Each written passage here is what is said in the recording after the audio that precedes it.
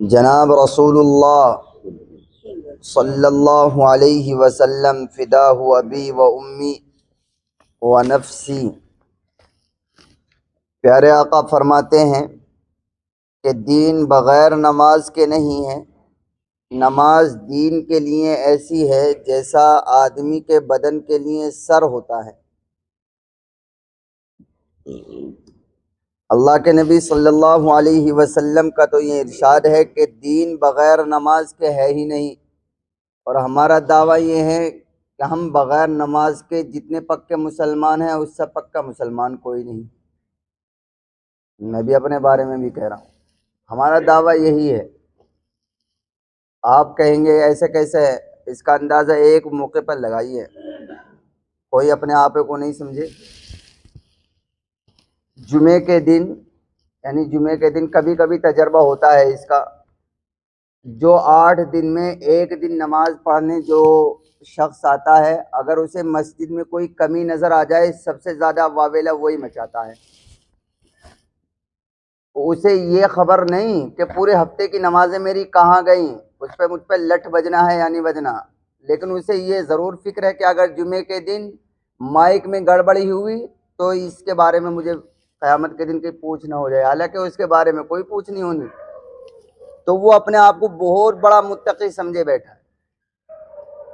تو یہ ہماری ذمہ داری نہیں بزرگوں، ہماری ذمہ داری یہ ہے کہ جو بنیادی کام اللہ نے ہمارے سر لگائے ہیں، نمازیں پڑھنا وقت پر، زکوٰۃ دینا وقت پر، اللہ کا ذکر، اللہ کا شکر ہماری زبان پر رہنا ہر وقت، یہ بنیادی کام ہمارے ہیں۔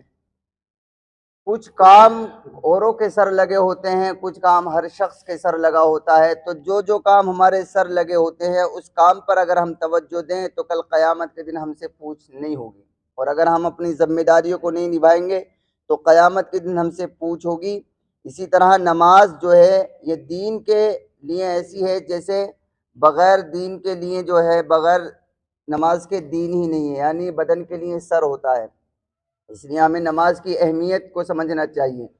نماز کی اہمیت کو سمجھنے کے لیے ویسے تو اتنی سی بات کافی ہے کہ اگر آپ دین کے تمام بنیادی، بلکہ تمام بنیادی نہیں سارے احکام پر غور کریں تو تمام تر احکام ایسے ہیں کہ جن کو حاصل کرنے کے لیے اللہ کے نبی صلی اللہ علیہ وسلم کو زحمت یا اپنا گھر چھوڑنا نہیں پڑا، اپنا ملک چھوڑنا نہیں پڑا، اپنی زمین چھوڑنی نہیں پڑی، لیکن نماز ایک ایسی چیز ہے جس کو حاصل کرنے کے لیے اپنا ملک بھی چھوڑنا پڑا، اپنی زمین بھی چھوڑنی پڑی، اپنا گھر بھی چھوڑنا پڑا۔ نماز کو یہ آسمانوں پر، زمین پر تھوڑی ملی، آسمانوں پر جا کر لے کر آئے تھے۔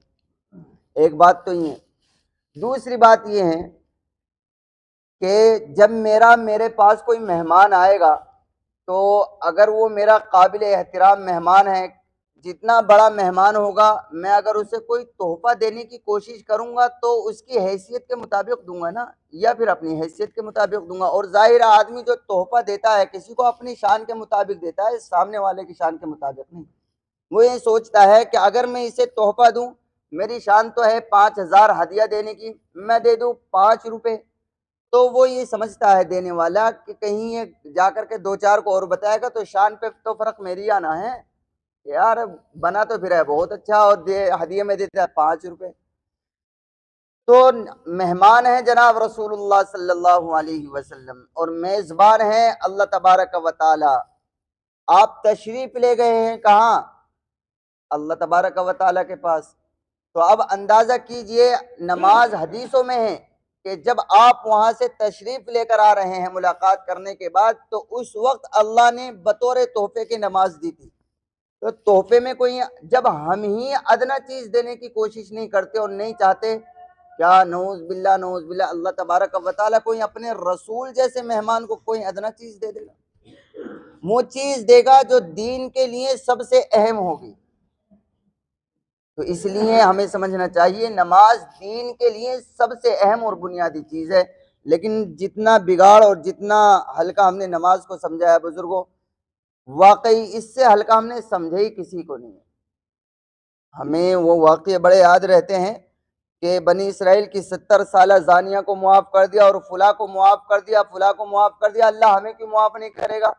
ہم یہ کہتے ہیں اللہ کی معافی اتنی سستی نہیں ہے، اسے معاف کر دیا، لیکن ہمیں یہ سوچنا چاہیے ہماری معافی نہیں ہوگی، ہم پہ تو لٹ بجے گا۔ یہ واقعی تو حضرت عمر کو بھی یاد ہونی چاہیے تھے، یا ہمیں یاد ہیں؟ حضرت عمر ہم سے زیادہ علم والے تھے۔ حضرت عمر رضی اللہ تعالیٰ عنہ کے بارے میں جب یہ بات آئی تو آپ نے یہ نہیں کہا کہ ہاں دیکھا جائے گا جب اللہ نے 70 سال کی زانیہ کو معاف کر دیا تو عمر کو کیوں معاف نہیں کرے گا، بلکہ حضرت عمر یہ کہنے لگے کہ اگر اللہ نے اعلان کر دیا قیامت کے دن